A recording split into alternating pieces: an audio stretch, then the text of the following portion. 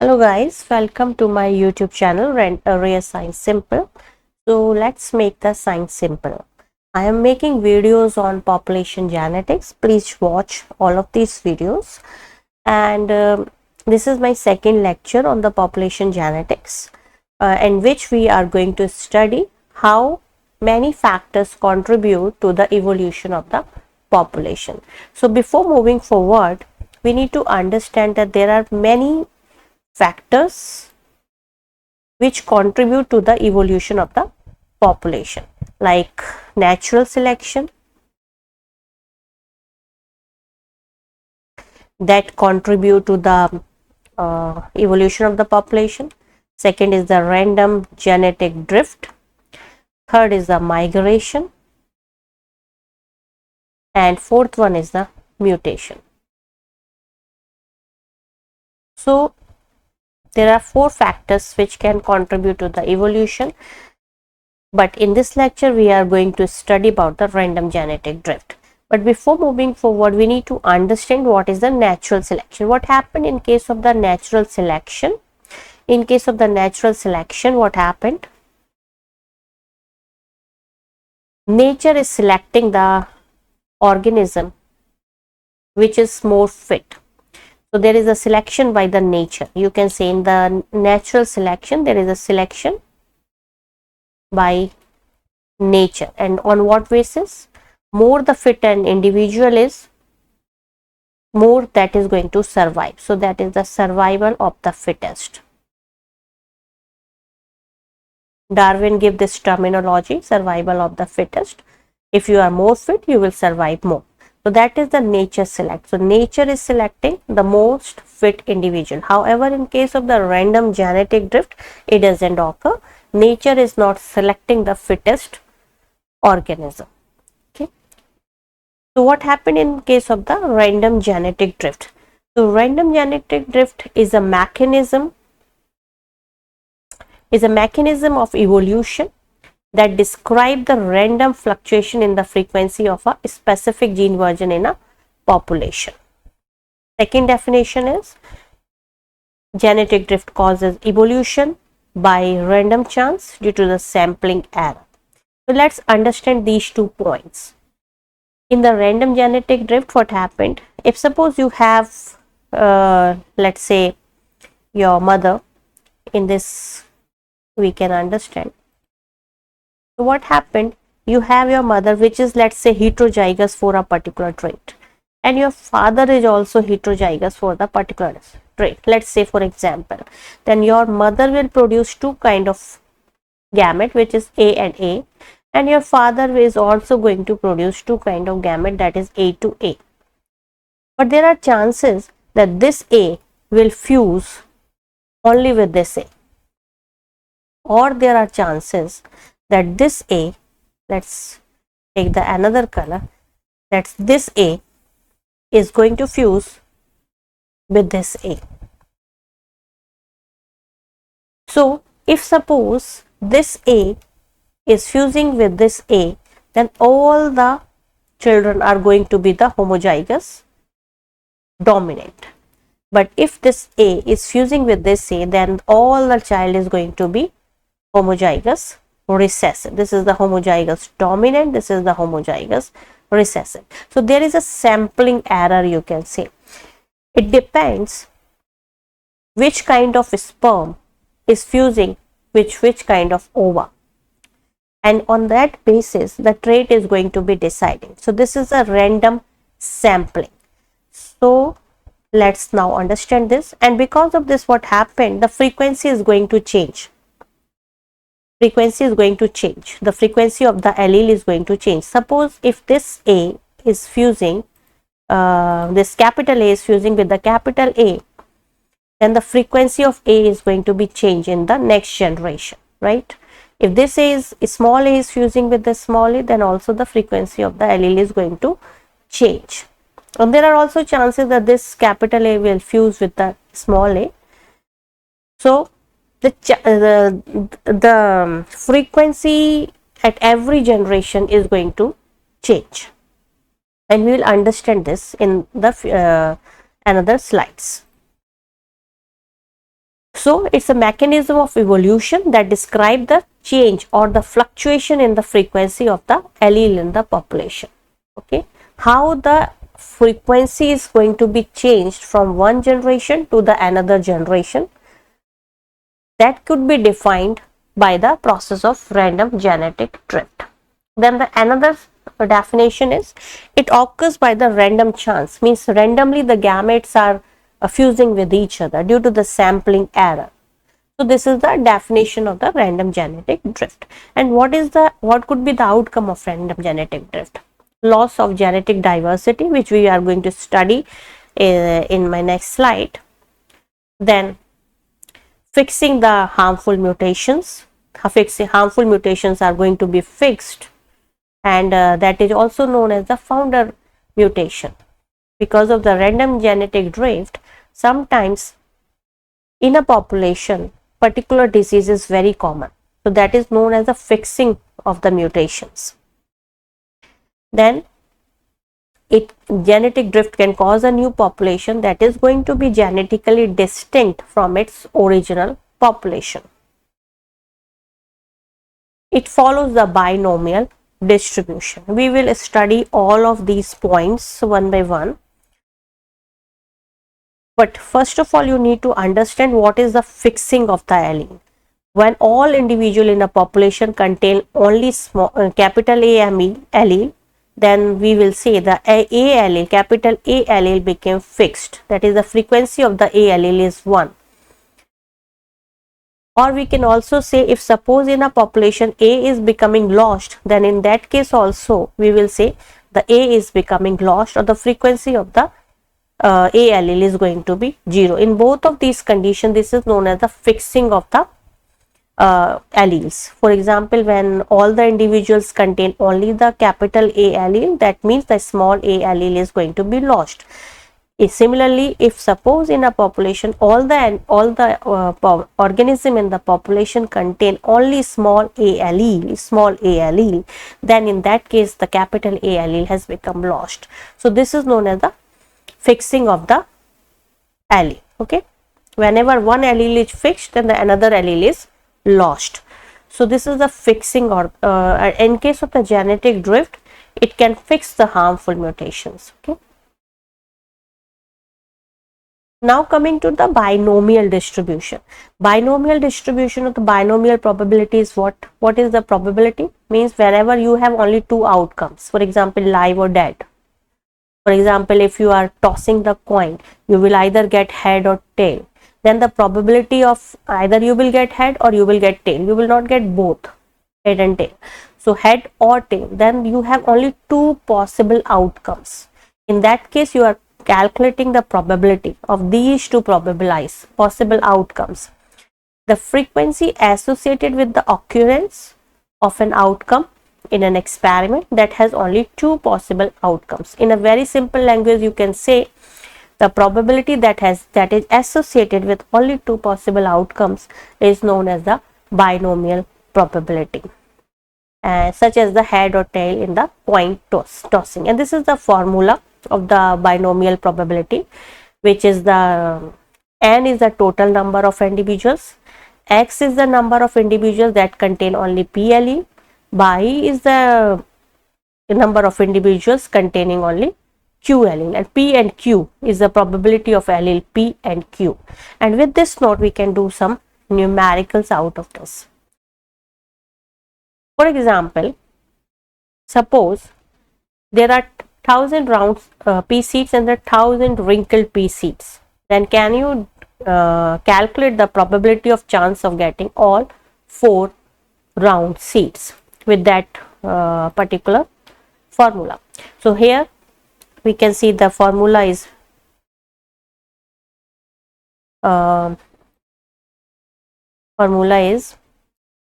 total number x by p and x and q and y. In this case, you are having how many seeds? 4. And you want to get all of the seeds. What are the chances that you will draw all 4 round seeds? So this is again the random sampling. So you have 1000 wrinkled seeds, you have 1000 pea seeds, and you can randomly select either all of the seeds are going to be round or all of the seeds could be wrinkled. That is like a sampling error. You can say the random sampling you are doing. So suppose X is, let's say, the number of individuals contain only the round seeds. So you are going to get only all 4 round seeds. It means that you are going to get 0 wrinkled seeds. And in this case, the probability of getting round and the wrinkled seeds is only 1 by 2, 1 by 2. So there is a probability that half is the probability that you will get the round seeds, and half is the probability that you will get the wrinkled seeds. Okay. So the probability of the round seeds is 1 by 2 and the number of individuals is 4. Similarly, probability of getting wrinkled seed is again 1 by 2 and the probability is the number of individuals which are going to be wrinkled is 0, because you are asking for the chance of drawing all 4 seeds.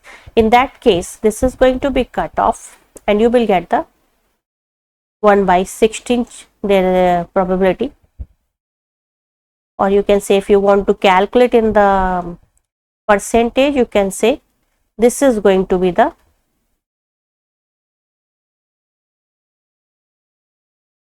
percentage that you will get all of the seeds which are going to be round. And similarly, you can calculate for the chance of drawing all 4 wrinkled seeds. This is also going to be the same. In that case, what happened?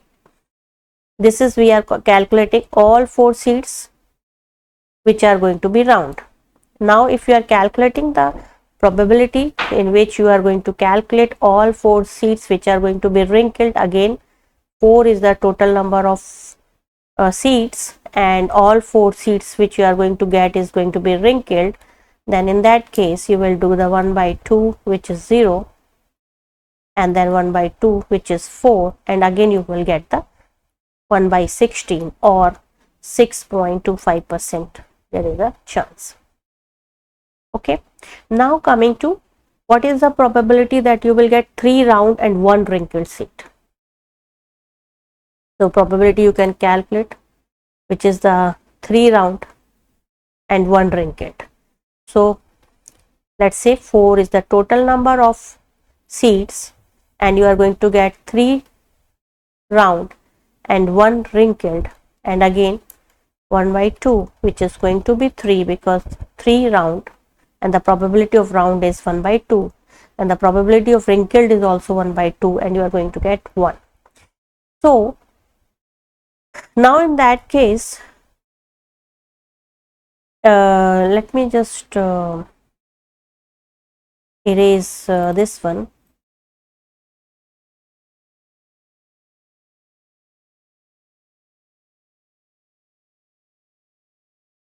And you can calculate with the factorial, and let me just tell you about this factorial.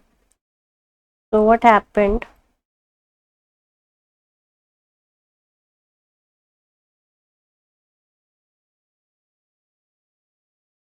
So 4 factorial, if you are saying, it means 4 factorial means 4 into 3 into 2 into 1. Then similarly 3 factorial is 3 into 2 into 1. And similarly 0 factorial is 1. 2 factorial is 2 into 1. 1 factorial is 1. Okay. So yeah, here you can see if you will do all this calculation, you will understand. You will just write, instead of 4 factorial, you are going to write 4 into 3 into 2 into 1. 3 into 2 into 1 into 1, and then again this is going to be 1 by 16. So now this is going to be cut off and you will get the probability is 1 by 4. Okay. Similarly, you can also calculate the probability of 3 wrinkled and 1 round. That is again going to come to 1 by 4 only. And now we will calculate the probability of two round and two wrinkled.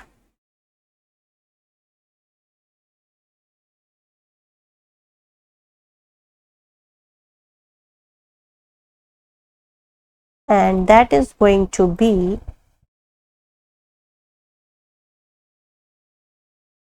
again, is you are saying two round and two wrinkled.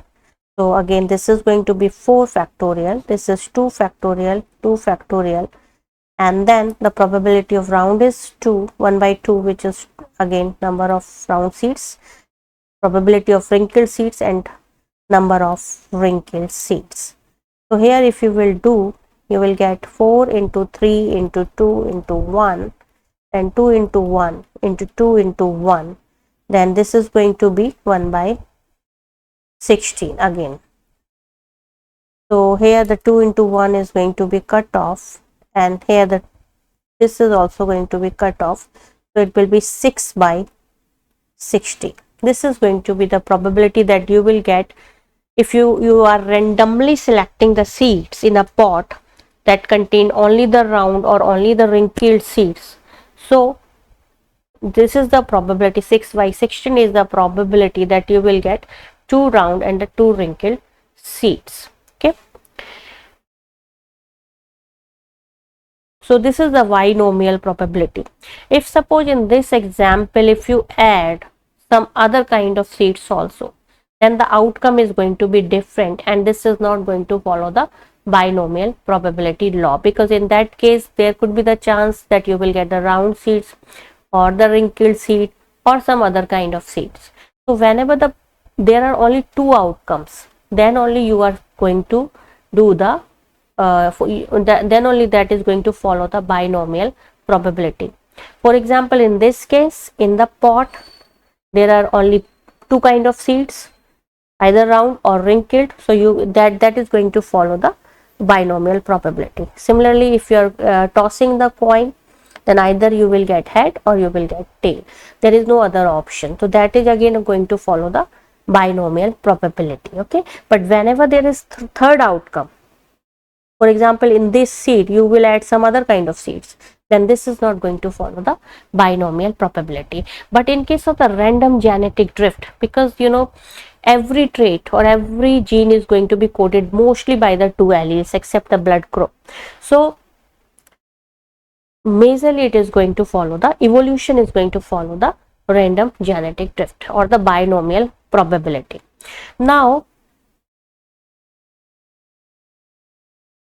we will see how it is going to there is a loss of the genetic diversity.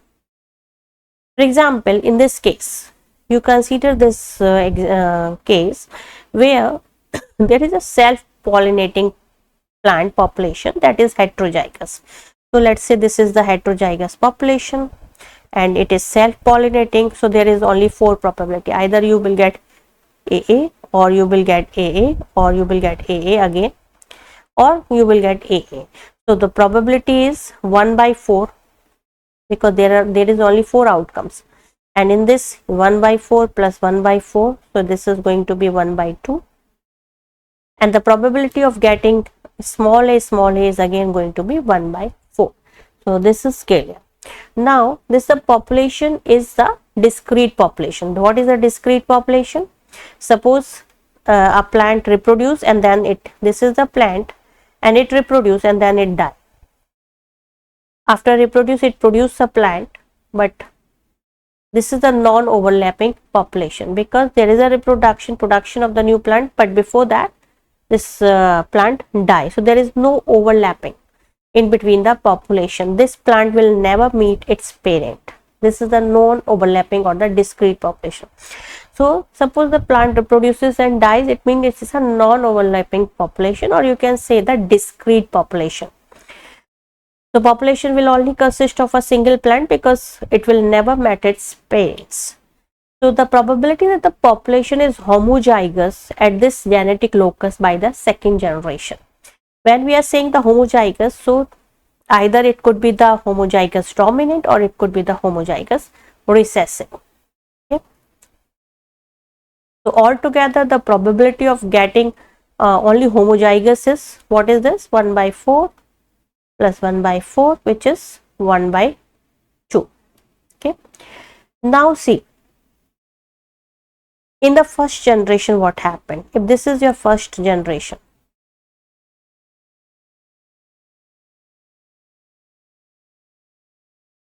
the chances of fixing or chances of having the homozygous population is 1 by 2. When we are saying the homozygous population, either AA or AA. Okay. This is a law of addition whenever we are using the term or. Then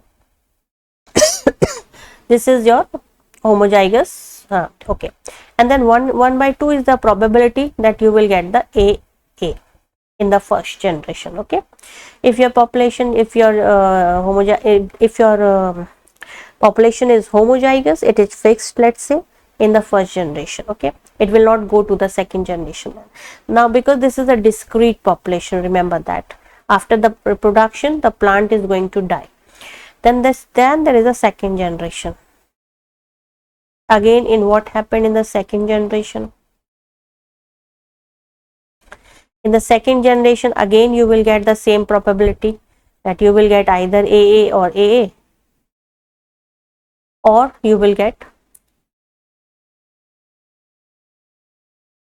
the probability that you will get capital A small a is again 1 by 2. And the question is asking the same question, that what is the probability that the population is homozygous at this genetic locus by the second generation? So how you will calculate this? So in each generation we need to calculate what are the chances of heterozygosity. So in first generation, what, so we need to basically focus only on these points. Okay, because if suppose in the first generation all the plants are going to be AA or AA, they are going to produce only in the next generation AA or AA only. Okay, so we need to not focus on this, we need to focus on this, the heterozygous population only. So in the first generation the probability is 1 by 2. In the second generation, what is the probability is 1 by 2. So let's multiply it. So the probability that you will get the heterozygous population by the second generation is going to be 1 by 4. Okay, and then there is a formula which is the, you can say, the homozygous population probability of the homozygous population or plus probability of the heterozygous population is going to be only 1. Now we have calculated the probability of the heterozygous population, which is 1 by 4, and we need to calculate the probability of the homozygous population. So we can write the probability of the homozygous population, which is going to be 1 minus probability of the heterozygous population,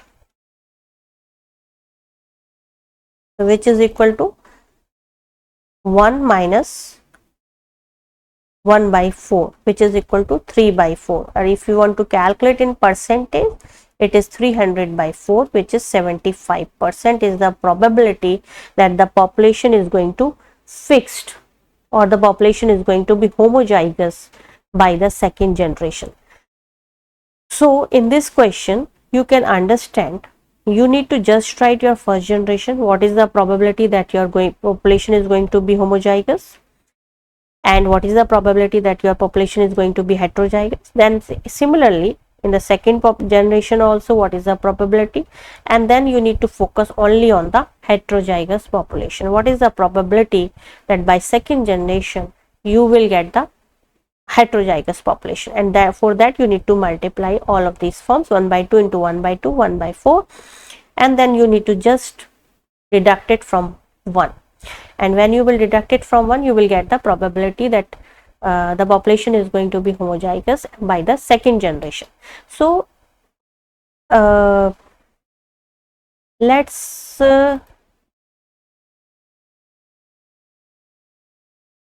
delete this, and let's do it now. Can you calculate what is the probability that you will get the homozygous population by the third generation? So second generation you have calculated, the homozygous population you will get is, the probability is 75%, or you can say the 3 by 4. In first generation it was 1 by 2, or you can say the 50%. So from 50% it increases to 75%. Now what will happen in the third generation? Again, in each generation, what is the probability that you will get the heterozygous plant? In first generation, the probability of getting the heterozygous plant is 1 by 2. Similarly, in the second generation, the probability is again 1 by 2. And similarly, in the third generation, the probability is again getting the heterozygous plant is 1 by 2. What is this? The probability of getting the heterozygous plant. This is the probability of getting heterozygous plant. Or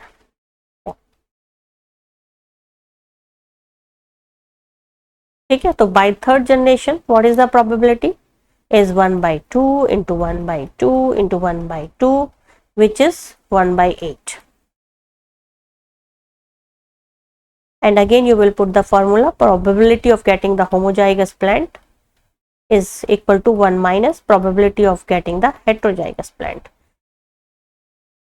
So 1 minus 1 by 8, which is 7 by 8, and if you will calculate it, you will get 700 by 8, and it will be something like, if you will calculate, uh,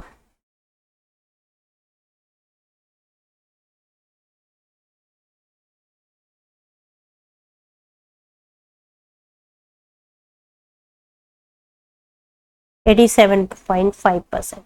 So you can say from 50% the probability of getting the homozygous plant, in the second generation it increases to 75%, and in the third generation it increases to 87.5%. Similarly, if you want to calculate for the fourth generation, you can calculate it. Again it will be 1 by 2 into 1 by 2 into 1 by 2, and again in the fourth generation, what is the probability of getting the heterozygous plant is 1 by 2. So it will be 1 by 60 in the fourth generation. So fourth generation, if you will calculate this, it will be like probability of heterozygous is going to be 1 by 16.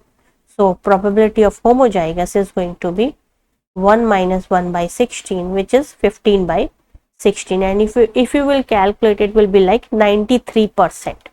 So you can see the homozygosity is increasing from one generation to second generation, from second generation to third generation. In first generation, the probability of getting homozygous plant is only 1 by 2.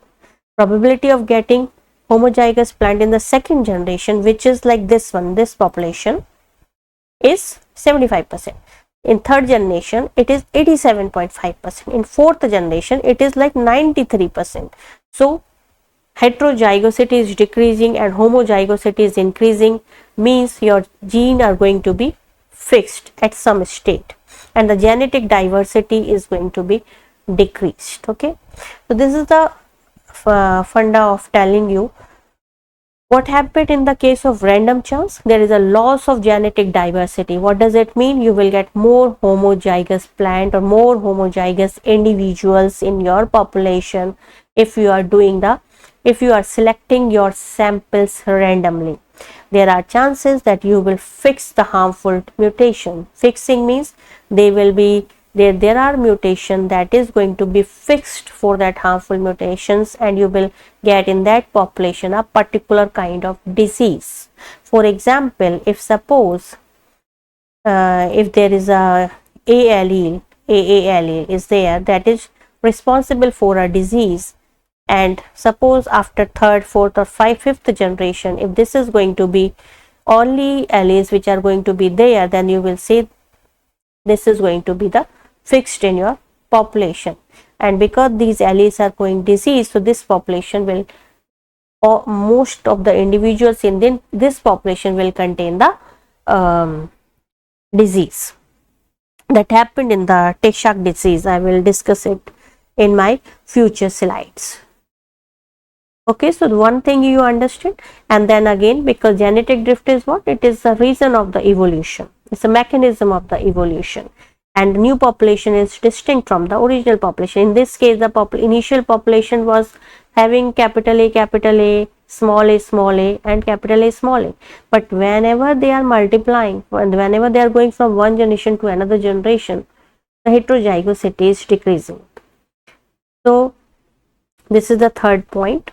And it follows the binomial distribution, because most of the time the genes are coded by the two alleles. Okay. Now you understand what is the difference between the natural selection, in which nature is selecting the best fit individual. In case of the random genetic drift, the mutation is there, or the evolution is there because of the random sampling. Okay. So now coming to the random genetic drift, it could be of two types. One is the bottleneck effect and another one is the founder effect. What happened in the bottleneck effect? You know, the bottle is like this, bottleneck. Okay.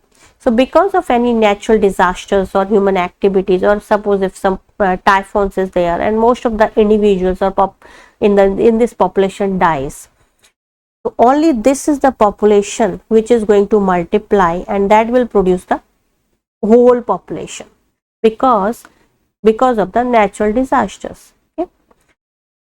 And natural disaster is not selecting the fit individual. For example, suppose you are sitting in one room and there is a second room, and in this there is some, let's say, some human activities which are going to kill this population, but not this population. So this is not something which is like nature is selecting the fit individuals. It is like something happened by chance, and you are sitting in that room, so you are unlucky and you die.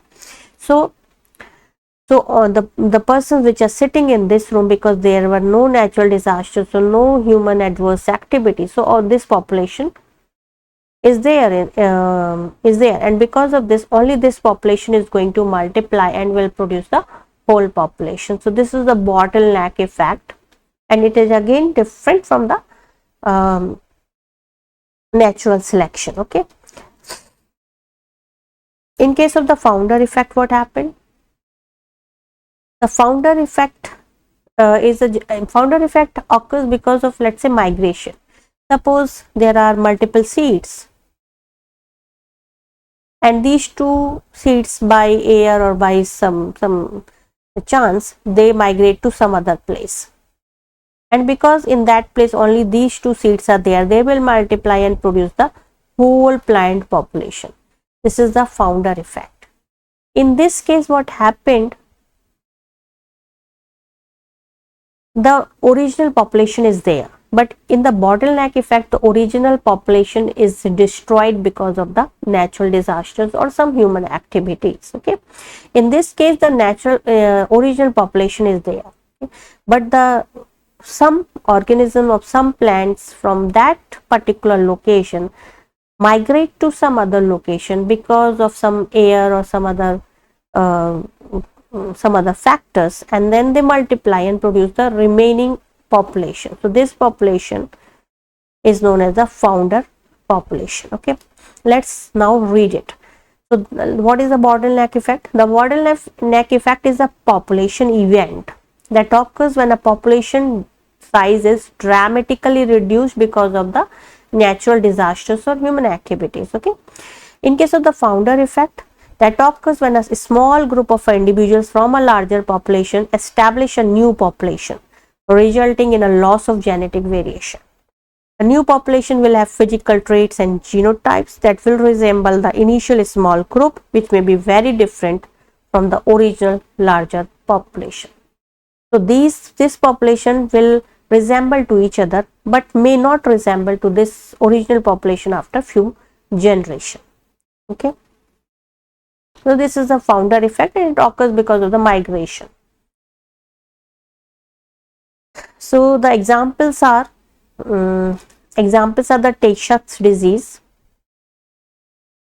Tay-Sachs disease is what, you know, it's a disease in which there are some enzymes which are present in the lysosomes which are unable to break down the fatty acids, and because of that these fatty acids accumulate in the brain, and that leads to the Tay-Sachs disease. But it is also an example of the founder effect in the Jews population. In this population, Tay-Sachs disease is very common, and this happened because of the mutation in the gene that is responsible for the fatty acids hydrolysis, and that mutation is the 127 site. There is an insertion of 4 nucleotides TATC, thymine, adenine, thymine, cytosine. Similarly, the another example of the founder effect is the color blindness in the Pendjab Islander. All the population in these islands have the color blindness. This is the founder effect. So there was two scientists, Wright and Fisher. They produced a model for the random genetic drift. So in case of the Wright-Fisher model of random genetic drift, they exclude, remember that, they exclude natural selection, they exclude migration, they exclude mutation. They only consider the random genetic drift or the random sampling, how the random sampling can lead to the evolution of the population. Okay, so this is the mathematical model they make. They derive the mathematical model that demonstrate the distribution of the allele frequencies among population undergoing random genetic drift. So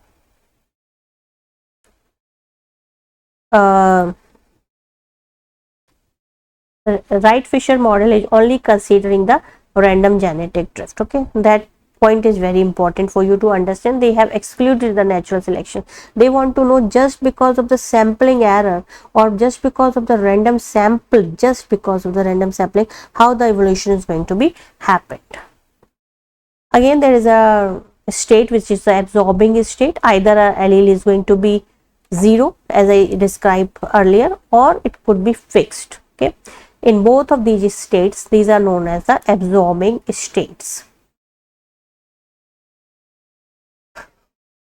And from any other allele frequency, it is possible for the population to drift to a different allele frequency. The probability of the population drifting from the state having I copies to the j copies of the A allele is known as the transitional probability. For example, if suppose there are 4 generations, then what is the probability that it will contain only the capital A or the small a allele? Okay, so that is the transitional probability. What is binomial variance? The change in the frequency from one generation to the another generation. That is the binomial variance. This is the change in the frequency from one generation to another generation. It is basically written like change in frequency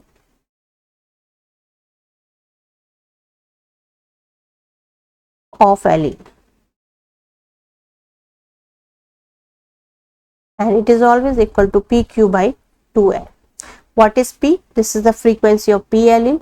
What is Q? This is frequency of the Q allele. You can also write Q instead of Q, you can also write P 1 minus Q and 2N. And what is N? N here is the effective population, the population size.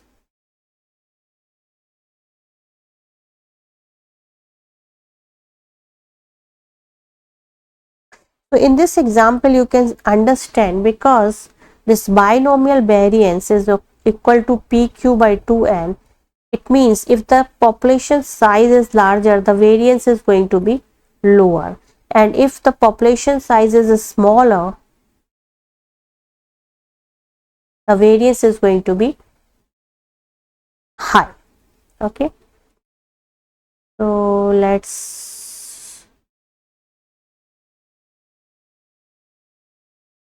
you can understand from this equation that if the population is large, then the change in the frequency is going to be very slow. The rate is going to be very slow. So it is clear that from this equation that a larger population means when the n is high, the binomial variance is going to be low. So the allele frequency will change very slowly than the smaller population, because the sampling variance varies as the reciprocal of the population size, because it is inversely proportional to the population size. If the population size is high, the frequency change, the rate in the change in the frequency is going to be low. But if the population size is small, then it is going to be high. That happened in case of the random genetic drift, because in case of the random genetic drift, generally the effective population size is smaller. So this is the Wright and Fisher model. What are the assumptions of the model? If you want a perfect model, it should be the diploid organisms, means it should get one chromosomal copy from mother, one from father. Sexual reproduction, it should be non-overlapping generation, means after the production of your child, if the plant die or if the organism die, that is known as the non-overlapping population. Then in that case you can easily study the random genetic drift. Many independent subpopulation, each of constant size, and random mating within each population, no migration, no mutation, no selection. If you want to study the random genetic drift, and if you want to create a standard model, then in that model all of these qualities should be there, so that you can study the evolution of the population because of just random genetic drift.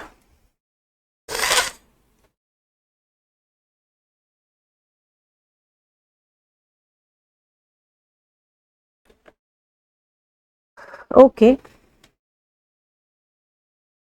now just read this problem and try to solve this problem by your own.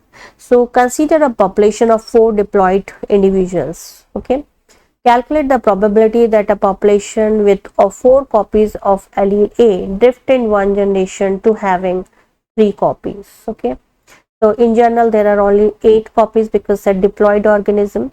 Okay, so again you will put the formula of n prime, x prime, y prime, and then the probability of p, and then x, and then q, then y. This is your binomial probability. Okay, so here you can see how many alleles could be there. Let's say 8, and you want all of 3 copies of A allele is going to be there, from one generation to having 3 copies of A allele. So you will be having the 3 copies of A allele, so it means you will be having the 5 copies of cap. Anything you can do, that is not a problem. And the probability of getting capital A is 1/2. Probability of getting small a is again 1/2, which they have given in the question. So 1/2 and 5 and 3. If you will do like this, then you will get, if you will calculate it, 8 into 7 into 6 into 5 into 4 into 3 into 2 into 1 divided into 5 into 4 into 3 into 2 into 1 into 3 into 2 into 1. So this is going to be cut off. Then this is also going to be cut off. This is also going to be cut off. Then this is 3 multiplied by 2, 6. So 6 is also going to be cut off. So it will be 56 into 1/2, 5 and 1/8, that you can calculate. So that is the probability that the population with 4 copies of A allele will drift in one generation to having 3 copies. What does it mean? In one generation it has all 4 A copies, and in the next generation it will have 3 copies of the allele A. Okay.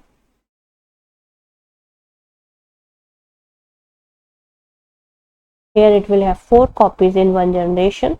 In the next generation it will have 3 copies. So they are asking what is the probability. and that you can solve by this equation. What is the probability that the population has 4 copies of A allele? So what does it mean? If it has 4 copies of A allele, it means it will have the 4 copies of small a allele. So again you will do the 1 by 2 into 4 into 1 by 2 into 4, and this is the going to be your binomial probability. Then again they are asking the 5 copies, then again it will be like 8. This is for probability for getting 4 copies. This is probability of getting 5 copies. Again this will be 8. Let's say this is 5, then 3 is going to be there, then again 1 by 2 into 5 and into 1 by 2 into 3. This is the probability. Okay, now you can the question is different. Now consider a population of the same size but initially with 2 copies of A. So you can calculate the frequency of, or the probability of the A allele.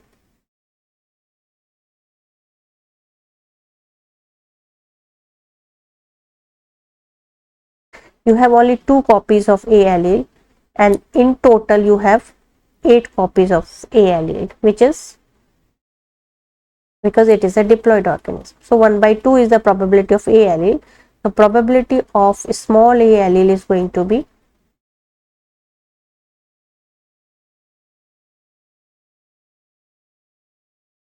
one minus 1 by 4, which is 3 by 4. Okay, because you know P plus Q is equal to 1. Okay, if the probability of A allele is 1 by 2, then you can calculate the probability of small a allele is going to be 1 minus 1 by 2, but in this case it is 1 by 4, so we will just write 1 by 4 here. It is going to be 1 minus 1 by 4, which is equal to 3 by 4. Okay, now what is the probability of drifting to 1, 2 or 3 copies? Okay, they are asking about the A copies. Now you can calculate, let's say for the probability of drifting to 1 copy. Okay, total number of alleles are going to be 8, and you are saying it is going to be 1. So 1, let's say for A, then it is going to be 7 for small a. Then the probability of capital A is 1 by 4.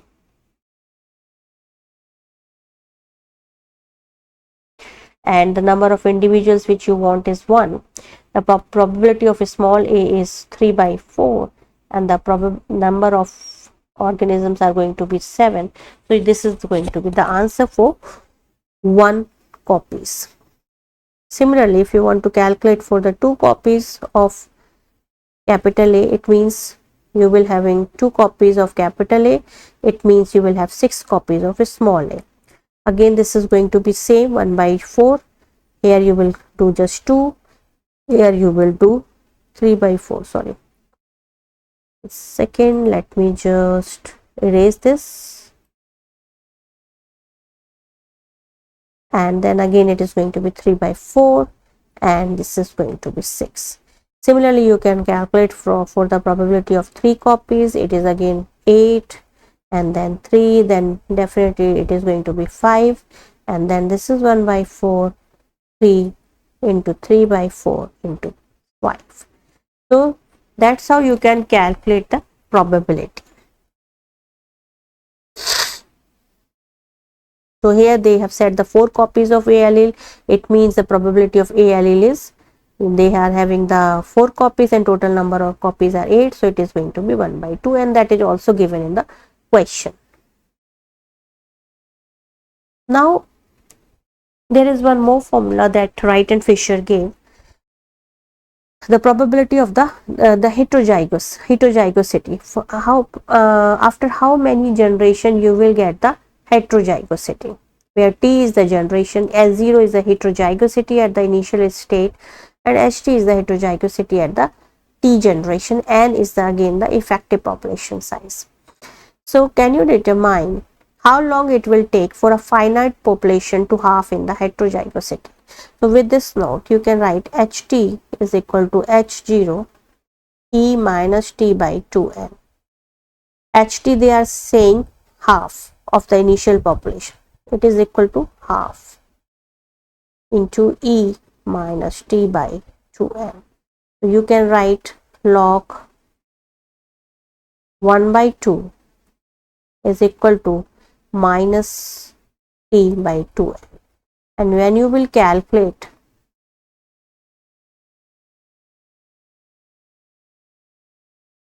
T, it is going to be take around 1.39 n generation. So it will take 1.39 generation so that the heterozygosity will become half of the original population. Okay.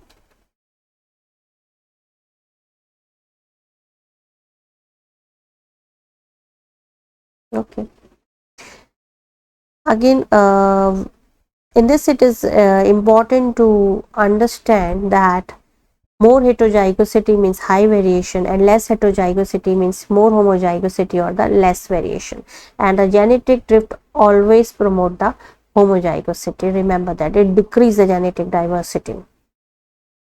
Now coming to what is the effective population size. You know, suppose there are many gametes, let's say many population are there, this is all population, and you are only selecting these population to reproduce. This is going to be your effective population, because the other population is not the doing any sort of breeding with each other. So that is not effective population, because that is not contributing to the next generation, because there is no reproduction between them. So what is the effective population size? Let's understand this. The size of the population that would experience the same rate of genetic drift as the real population. It is also known as the breeding population. So the population that can breed is known as the effective population. Effective population size refers to the number of individuals that actively contribute to the next generation. For example, there are multiple gametes, but you are randomly selecting these gametes. So these gametes are actually representing the effective population. It determines the level of variability in the population and the effectiveness of the selection related to drift, because the other population, other individuals in the population are not contributing for the next generation. So they have nothing to do with the variability. So only the effective population size determine the level of variability in the population. And there are three kinds of effective population size based on the measurement of magnitude of genetic drift. How you can measure the genetic drift? So one is the change in the inbreeding coefficient whenever the two individuals are, for example, in case of the self-pollination. So it's an inbreeding, or if suppose the close relatives are breeding with each other, that is the inbreeding. So that could be the effective population. What is the change in that population? Then the change in the variance in allele frequency, as we have described, PQ by 2n. Then the rate of loss of the heterozygosity. So there are three kinds of effective population size that determine the magnitude of genetic drift. The magnitude of the genetic drift decrease as the population size increase. As I said, PQ by 2n. If the n is high, the change in the frequency is going to be occur with a very slow rate. So the effect of genetic drift is more pronounced in the small population. Remember this equation, PQ by 2n. If n is high, the binomial variance is the rate of the binomial variance is going to be very low, means the frequency will not change at a faster rate. Okay. And as I said before, there are two kinds of population. One is the non-overlapping population, in which this is the population, it reproduce, then die. So if suppose this is its child, then this child will never meet its parent. Then this is the non-overlapping population. And then there is an overlapping population, in which, for example, in our case, human beings, they produce the child, but their child can meet their own parents. So this is the this is the overlapping population. So in both of these population, the effective population size is going to be different. And what the Wright and Fisher has given the formula of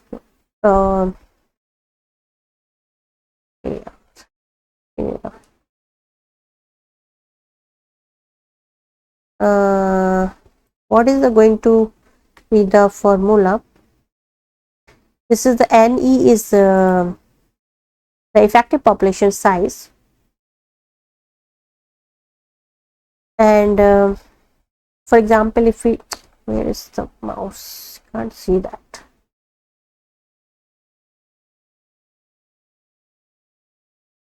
Okay, so let's do with this example. Let's say the population size is was n by 10. In the first generation it was like 10, then in the second generation 100, third generation 50, fourth generation 80, fifth generation 20, and sixth generation 500. This was the population size. Then the what could be the effective population size if you want to calculate is the generation. So here you can write what is the n by e is equal to 1 by 10 plus 1 by 100 plus 1 by 50 plus 1 by 80 plus 1 by 20 and plus 1 by 500. And then generation, how many generation? It is 6 generation.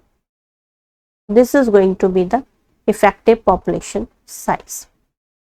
Okay. In case of the non-overlapping population, in case of the population whenever there is an overlapping, and in that case you can calculate by this formula on the basis of males and females. And for example, if suppose Nm is the number of males, Nf is the number of females, if there are 80 males and 20 females, then you can calculate the effective population size with this formula, in which 4 number of males are 20, number of males are 80, number of females are 20, then this is 100. So if you will calculate it like 80 into 4 by 5, this is 64 is the effective population size. Out of 100 only 64 would be the effective population size. And another thing we will discuss about some models, but not in this lecture. So stay tuned with this my channel Rare Science Simple. We will study all of the topics, new topics as well, like the CRISPR reach, flow cytometry, population genetics, immunology, and everything. So please stay tuned with this and subscribe my channel. It will motivate me. And thank you so much for watching my channel. Thank you.